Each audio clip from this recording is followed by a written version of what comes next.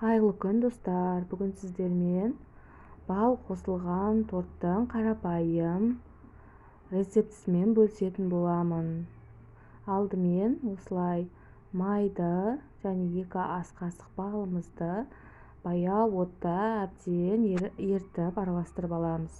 Содан соң үстіне шекерімізді салып, жақсылап ерігенше осылай қасықтың көмегімен қозғап отырып, болмаса венчикпен араластырсаңыздар да болады.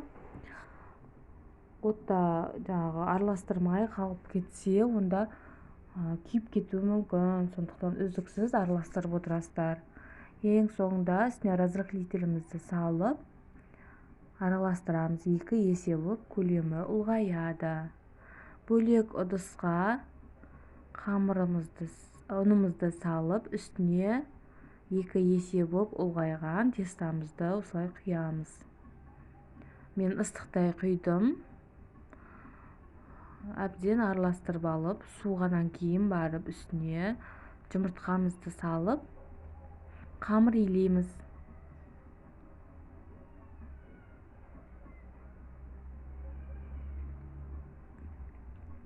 Қамырымыз қатты жабысқақ болмау керек, және де қатты болып та қалмау керек.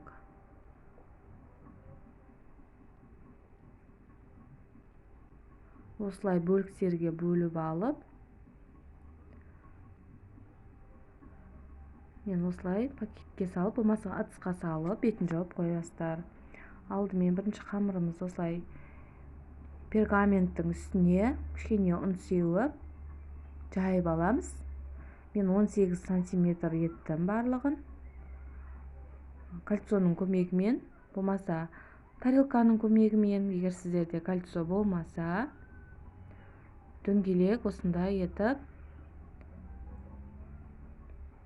бөліп аласыздар. Және үстін вилканың көмегімен тесіп қоямыз, себебі қазір крем құйған кезде жұмсақ болып әдемі болу үшін. 180 градуста 4-5 минутта піседі. Ал сіздердің пештеріңізді өзі біріншісін бақылайсыздар ғой. Пешіңізге салып, бет әдемі қызара бергенде, сарғая берген кезде алу керек. Мен осылай 4-5 минутта барлық қожымды пісіріп алдым. Мен заварной креммен жасадым. Қарапайым әдісін төменге сырқысын қалдырып кететін боламын. Негізі сливкимен, болмаса сгущенкамен істесеңіздер де болады. Ал бірақ заварной креммен енді айта алмаймын ғой, дәм, вкус детства болады ғой.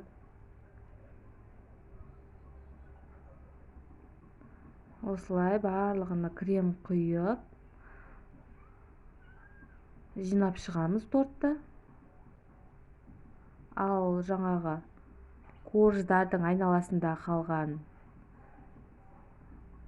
үгінділерін барлығын алып, блендердің көмегімен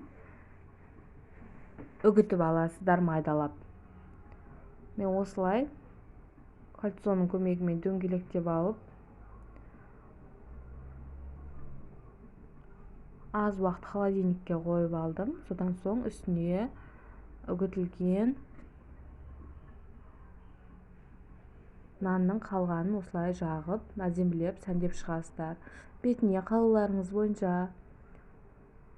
ягодамен, болмаса шоколадпен әсемдеп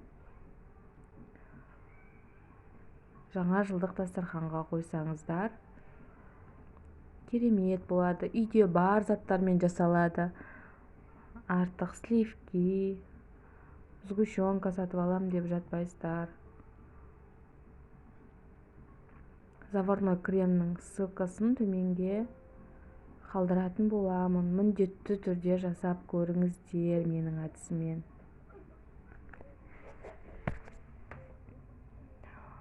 Айтпақшы, мен осылай пирог дайын болғаннан кейін пештің қалған ыстығына, пешті қоспаймын, яғни ыстығына осылай бір 1-2-3 минут салып аламын. Сонда тортымызды холодильникке қоюдан қажет жоқ, сразу осылай бөліп дастарханға қоя беремін. Жұмсақ болады.